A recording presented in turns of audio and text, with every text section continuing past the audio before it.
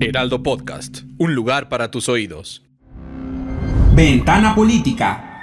Hola, bienvenidos a Ventana Política, el podcast donde echamos un vistazo a los hechos que impactan la actualidad política de México y el mundo.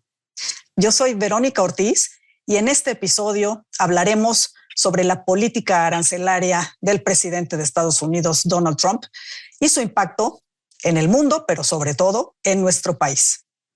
Para hablar de este tema, me acompaña Álvaro Vertis Gutiérrez. Él es estratega de negocios, socio de DGA Group, mentor en una comunidad de emprendimiento, profesor, académico, columnista y gran divulgador de los temas comerciales. Bienvenido, querido Álvaro. Gracias por estar aquí en Ventana Política. Un gusto, Verónica, de estar platicando hoy contigo y sobre todo con tantos temas de interés. Sin duda, la verdad es que no nos han faltado y creo que estamos en un momento sumamente importante para el futuro de México y sobre todo también en la relación con Estados Unidos, pero más que nada también el futuro económico de México, es decir, la capacidad de que finalmente podamos crecer, ¿no? Después de años de contracción, que finalmente podamos crecer. Y yo me gustaría empezar preguntándote desde el ámbito justo de la consultoría y sobre todo consultoría internacional. ¿Cómo viste la prórroga que alcanzamos la semana pasada? Es decir, esta idea de que nos quedamos como estábamos antes, se llegó el plazo del 1 de agosto y el presidente Donald Trump y la presidenta Sheinbaum anunciaron una prórroga de 90 días, es decir, como se congela todo. ¿Cómo lo ves así en general? ¿Es lo que te esperabas? ¿Nos conviene? ¿Es buena noticia? ¿No tan buena? ¿Cómo lo ves tú? Justo parte positiva es este reconocimiento de que Estados Unidos ve en México un socio que merece tratarlo de manera distinta, ¿no? Y merece distinguirlo de otros países en el mundo. Eso creo que no es menor, porque sigo pensando que el bloque comercial de América del Norte es necesario para efectos de que Estados Unidos también pueda fortalecer su posición comercial, sobre todo con jugadores como China o como el este asiático, ¿no? La parte que no es tan positiva es la incertidumbre que generan estos 90 días. Otra vez, no estamos reconociendo o de alguna manera teniendo en definitiva un acuerdo, sino se dan 90 días más para efectos de llegar a ese acuerdo que todavía no sabemos qué representa, ¿no? La parte neutral creo que también es importante, es decir, oye, se mantiene este status quo en donde los bienes que cumplen con el TEMEC, ¿no? Siguen estando exentos. Y por otro lado, también tenemos el status quo no tan favorable en relación con el acero, el cobre, el aluminio y este impuesto relacionado con autos y componentes que no cumplen con el tratado, ¿no? Con las reglas de origen. Entonces creo que es un escenario mixto, ¿no? Pero a su vez es un escenario mixto que tiene tintes positivos en relación a que México merece un tratamiento distinto. Sí, Verónica. sin duda. Y fíjate que en el propio anuncio del presidente Trump, que fue mucho más detallado, ¿no? y explícito, y te voy a preguntar varias cosas para ver en dónde estamos. El tema de las complejidades, así lo puso el presidente Trump, las complejidades de la relación con México nos hacen efectivamente como un caso aparte, para bien y para mal, ¿verdad? Como ya lo decías tú, pero creo que de entrada sí se reconoce esta idea de que a México hay que tratarlo, digamos, como un caso especial y sí. Si nos damos cuenta del contexto y poniéndolo un poco como decías tú, a ver, nada más ayúdame a entender, porque había llegado a acuerdos, por ejemplo, con la Unión Europea, con Japón en los días justamente previos, que nos hacía pensar algunos de que, bueno, vamos a acabar, por ejemplo, en ese rango de no de 30% que era la amenaza, sino de 15 o de 12 o incluso para el otro extremo fue muy duro. Por ejemplo, con Canadá, ¿no? Nuestro otro socio comercial en el TEMEC, y ahora hablaremos de eso, pero la verdad es que nos quedamos digamos a la mitad, o en términos relativos o comparativamente quizá entonces no nos fue tan mal. Esa sería tu percepción.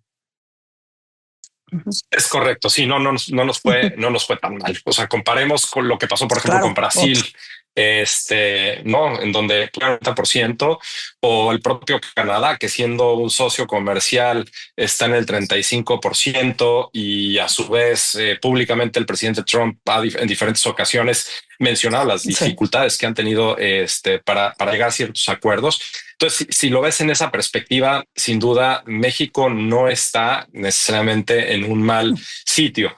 Tenemos que entender también, Verónica, que esto no es un juego de suma cero, ¿no? Ayer sobre todo estuve muy pendiente de algunas coberturas que se hicieron al respecto, y parecía que estábamos recibiendo críticas en razón. Es decir, es que son 90 días en donde otra vez vamos a estar en la misma posición.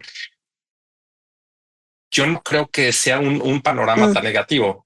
Para mí, lo que mencionaba en mi intervención anterior, el reconocimiento de México como un socio muy particular, y por otro lado, esta continua negociación que ha tenido tintes positivos y reconocidos tanto por el gobierno de Trump como por el gobierno de Sheinbaum, creo que al final van dirigidas a que entremos en un espectro de acuerdo.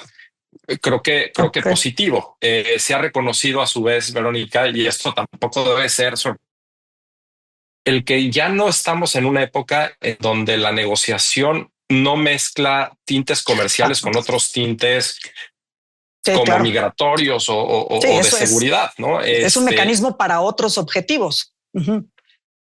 Es correcto, ¿no? Y creo que también debemos de entender la nueva realidad que vivimos. No estamos viviendo una realidad diplomática como se vivía. Conversación tenía sus propios canales y sus propias dimensiones. Desde que Trump estaba en campaña, anunció continuamente que con México iba a tratar 3 temas, ¿no? Migratorio, de seguridad y de comercio.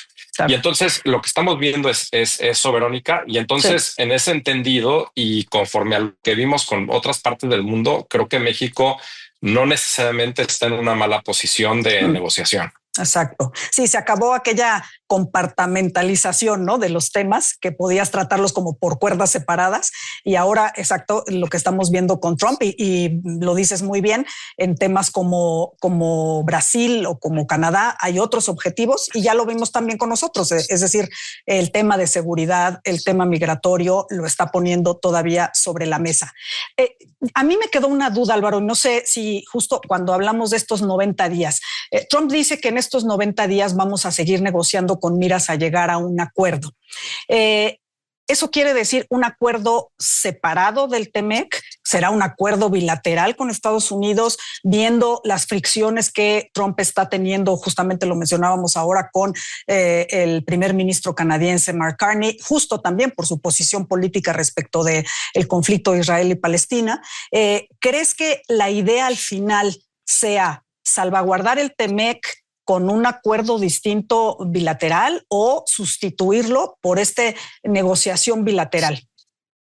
Mi opinión ahí, Verónica, y después también de escuchar a personajes como Lutnick pronunciarse al respecto, es que la idea es seguir reconociendo el TEMEC, pero ya bajo un espectro de no una revisión como todo el mundo pensaba iba a suceder el año que entra, sino realmente como una renegociación, ¿no?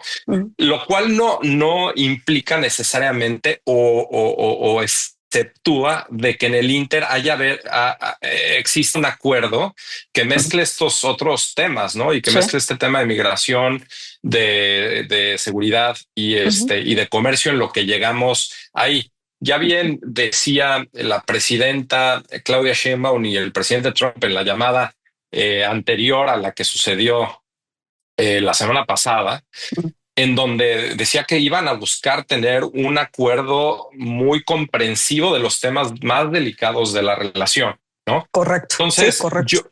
Yo lo que creería y sigo pensándolo es que Estados Unidos sí requiere de este bloque comercial. Y más allá de Canadá, México le representa fortalezas muy importantes, sobre todo si quiere contener la presión china comercial, ¿no? O sea, recordemos varias cosas. La integración de cadenas de suministro tan fuerte que existe con México no es un tema que puedas cambiarlo en un par de años. Sí, sustituirlo en corto plazo. Sí. Es correcto. Por ejemplo, la mano de obra calificada mexicana, beneficios muy, muy relevantes en términos de poder seguir asistiendo al mercado americano. Parte logística y la cercanía. Entonces, yo creo que Estados Unidos no es omiso en estos temas. Y lo que sí creo que tenemos que empezar a hacer mejor, Verónica, es entender las narrativas y los contextos, ¿no? Una cosa es lo que se dice en el ámbito político, ¿no? Y en estas narrativas de estos personajes tratando de alimentar a su base de votantes y de electores, como la realidad del comercio entre Estados Unidos y México, que ahí también, y esto es un tema muy importante, y volviendo a tu pregunta inicial en relación al contexto empresarial, creo que también esto ha dado elementos para que las propias empresas ya levanten la mano y digan, oye, Estados Unidos, oye, México, necesito que protejan esta serie de intereses que beneficia a ambos países, ¿no? Y hay tantas empresas americanas operando en México que tienen que ser reconocidas como participantes relevantes del mercado internacional, que ya están teniendo conversaciones en directo con interlocutores en ambos gobiernos. Y eso pues es un cambio importante. Ya no solo están gestionándose a través de cámaras y organismos, sino también ya ellas están levantando su voz y haciendo advocacy directamente. Eso, qué importante eso que señalas, porque justo luego decíamos, ¿no? ¿Quién nos defiende del Estado americano? ¿No? Es decir, ¿quién alza la voz por mantener los beneficios que el TEMEC ha traído no solo a México, sino evidentemente también a Estados Unidos y Canadá? Pero justo como pones tú muy bien sobre la mesa, Estados Unidos nos necesita. El tema de la región Norteamérica es fundamental si quieres competir justamente con China o con el este asiático, como tú decías. Entonces, lo quieran admitir o no, pues evidentemente somos parte de esa ecuación y quizá con el tratamiento que nos está dando y sobre todo con el lenguaje, la narrativa que decías tú de esta nueva prórroga, parece que hay un cierto entendimiento, ¿no? O aceptación de esa importancia. Y hay que decir que Donald Trump, digamos, le tiene mucha atención tanto a su popularidad como a los mercados y parece que cada vez más también a los empresarios grandes, que es un poco lo que estás diciendo tú, a estas empresas que ya directamente están diciendo, o sea, cuidado porque esto nos puede desbalancear, ¿no? No, totalmente. Y ejemplos muy, muy, muy prácticos. Fíjate, ¿qué sucedió con Brasil? ¿No? Sale con el 50% castigando, pero luego de repente dice, oye, hay una exención a la parte de los aviones, ¿no? Que sabemos que Embraer es un proveedor muy importante de aviones para la industria aeronáutica. Entonces, o sea, hay que entender también cómo juegan estas realidades en estas narrativas, como también las empresas tienen que empezar un juego muy importante. En mi rol como consultor, etcétera, me toca representar a varias de estas empresas y lo que hemos hecho es establecer una línea de conversación en donde hagamos saber a los gobiernos de ambos países la importancia que tiene mantener firme y con certeza estas industrias para efectos de seguirle proporcionando crecimiento económico a ambos países, ¿no? Claro. Por eso sigo diciendo, hay que entender qué es narrativa y qué es realidad. Y cuando leamos lo que leemos todos los días en los periódicos, en las opiniones, en televisión, tenemos que entender también en el contexto en que se generen y distinguirlas de las realidades que estamos viviendo, ¿no? Por eso hay que tomar con un granito de arena ciertas cosas. Claro. Oye, tenemos entonces claro, del lado mexicano, preguntarte, la presidenta efectivamente habló de este acuerdo comprensivo en temas de seguridad que están discutiéndose por parte de la Cancillería de México con el Departamento de Estado, la Secretaría de Estado Marco Rubio. parece ser que ese tema efectivamente México lo está poniendo sobre la mesa. Pero ¿cómo lees tú la parte que fue muy clara en el mensaje de Donald Trump cuando habla de que México accedió a eliminar todas las barreras no arancelarias? Y nada más para poner en contexto, eso se refiere a un documento que produce el representante comercial de Estados Unidos, en donde pone todas estas barreras no arancelarias, es decir, que no son tarifas o aranceles per se, sino obstáculos, ¿no? Obstáculos para la inversión, para el desarrollo de empresas, sobre todo estadounidenses, en los territorios de los diferentes países, y hace un listado de cuáles son esas barreras. ¿Cómo lees tú el que México accedió a eliminar? Porque ahí hay temas importantes, ¿no, Álvaro? O sea, puede haber desde temas de patentes y marcas, puede haber temas energéticos, por ejemplo. Puede haber temas de aduanas, puede haber temas de incluso de cambio de reglas que no se les da suficiente tiempo a las empresas norteamericanas para entender en los nuevos contextos. ¿Cómo lees tú eso? Mira, es un tema bien importante. Como digo, siempre las letras chiquitas, luego la gente no lo ve, y la eliminación de barreras no arancelarias es un tema muy relevante del acuerdo. Lo veo desde dos puntos de vista. El primero, Verónica, había temas que ya estaban tratados por el USMCA o por el TEMEC que no necesariamente se estaban cumpliendo de manera cabal. Es decir, o sea, por ejemplo, los tiempos de autorizaciones regulatorias para ciertos productos, el tema de la efectividad para efectos de tramitar importaciones americanas a México, etcétera, que creo que son muy válidas, y creo que se vale para un socio comercial decir, oye, dentro de nuestro acuerdo comercial tenemos que tener mucho mayor agilidad para efectos de que las empresas americanas puedan operar en tu país y puedan seguir comercializando nuestros productos. Y eso al final también tiene como consecuencia algo bueno, y es darle un poquito más de equilibrio a esta balanza comercial que tenemos, ¿no? Que de tanto se ha quejado Donald Trump. Sí, que lo ve como negativo totalmente, ¿no? Es correcto. Entonces creo que esto podría apoyar en ese sentido. Es decir, oye, al final le das un trato de verdadero socio al hacer más eficientes tus procesos y no dilatar estas autorizaciones a productos, como tú dices, licencias. Creo que el tema que hay que tener cuidado también es no caer del otro lado. Es decir, oye, eliminar barreras no arancelarias no significa necesariamente volarte y dar beneficios o preferencias que no estén otorgadas o permitidas bajo ley o reglamentos. Claro. Y eso es lo que tenemos que tener muchísimo cuidado, ¿no?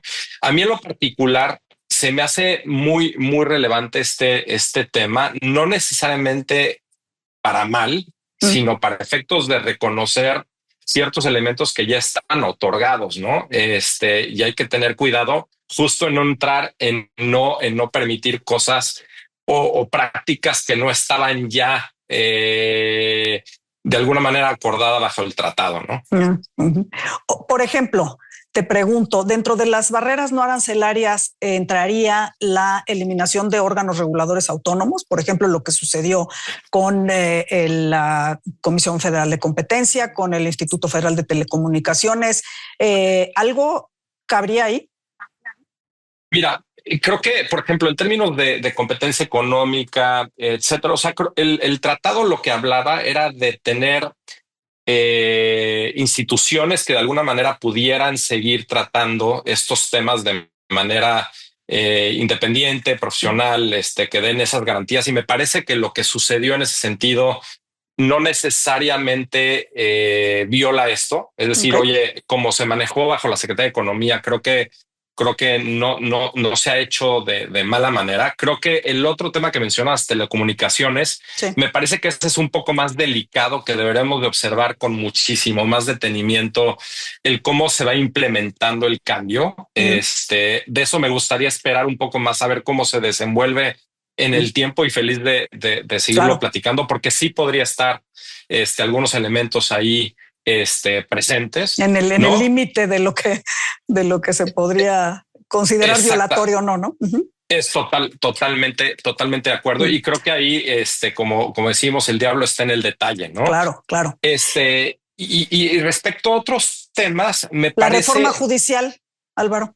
Mira, creo que la parte de la resolución de o sea, no necesariamente está, Verónica, y parte de lo mismo, ¿no? Es decir, oye, dependiendo de la implementación y cómo se van cubriendo las demandas de las empresas americanas en el país, creo que va a determinar mucho ese sentido. Es decir, de cómo se aprobó y cómo se está implementando, todavía no veo el cómo afecta, sino creo que vamos a verlo en la práctica, ya que empresas americanas estén acudiendo al sistema judicial mexicano para de alguna manera resolver sus controversias, y de ahí derivará justo si eso no tratado como una barrera no arancelaria o no, ¿no? Claro. Déjame preguntarte por último, Álvaro, en México se comenta muchísimo dentro del tema de seguridad. Creo que hemos hecho la labor perfecta de contención de la parte migratoria, pero cuando hablas de seguridad en temas de fentanilo, ¿no? De tráfico de drogas, la posición de Estados Unidos es básicamente, y así lo dijo Tom Homan, el erradicar a los cárteles, ¿no? De la faz de la tierra, digo, cosa que Correcto, habría que aterrizar un poquito de qué significa eso, pero aquí se comenta mucho porque estamos en el ámbito de si hay listas o no para entregar a políticos vinculados con el narcotráfico, etcétera. Desde el ámbito privado de las empresas, ¿eso es importante o es un tema que no necesariamente afecta en cuanto a decisiones de inversión, en cuanto a confiabilidad de México, o también están como en esta idea de que tiene que haber más golpes espectaculares en ese sentido? No, yo creo que sí impacta en el sentido de que cada vez el escrutinio del gobierno de Estados Unidos a empresas mexicanas o empresas que operen en México va a ser mayor, ¿no? Esto que pasó, por ejemplo, con los bancos y con la casa de bolsa, y el señalamiento de FinCEN y el Departamento del Tesoro, no debe ser visto como exclusivo a los bancos y exclusivo al sector financiero, ¿no? Creo que las empresas operando en México van a necesitar tener mucho más cuidado en términos de sus políticas, procesos, para efectos de saber con quién contratan, de quién reciben servicios y proveeduría, porque justo Estados Unidos va a estar o podría aplicar un principio similar a lo que pasó con los bancos, con empresas concretas, claro, ¿no? Claro. Creo que en ese sentido, correcto. Sí, claro. Creo que en ese sentido les impacta muchísimo, ¿no? Creo que todo el mundo debe de ver con mucho más detenimiento esto, y creo que todavía no lo están entendiendo hasta a ese nivel de importancia, ¿no? Importancia. Álvaro, pues gracias por ayudarnos a entender un poco más todos estos temas. 90 días es mucho tiempo, pueden pasar muchas cosas y te estaremos buscando justo para actualizar y ver hacia dónde nos encaminamos en esta prórroga, si conseguimos una prórroga de la prórroga de la prórroga o finalmente llegamos a algún tipo de acuerdo, pero estaremos buscándote para platicar del tema. Encantado, Verónica, de estar platicando contigo y con tu auditorio, y espero que esta plática haya sido el interés de todos los que nos están escuchando. Seguramente que sí, y justo a toda nuestra audiencia, gracias por acompañarlos. Yo los invito a seguirnos a través de nuestras redes sociales, las cuentas personales de X, antes Twitter, de Álvaro es @AlvaroVertis y la mía @Verónica Ortizo, donde desde luego esperamos sus preguntas, sugerencias y comentarios. Los invito también a seguir las redes sociales del Heraldo Podcast y a escucharnos todos los miércoles a través de la plataforma de streaming de su preferencia. Hasta la próxima.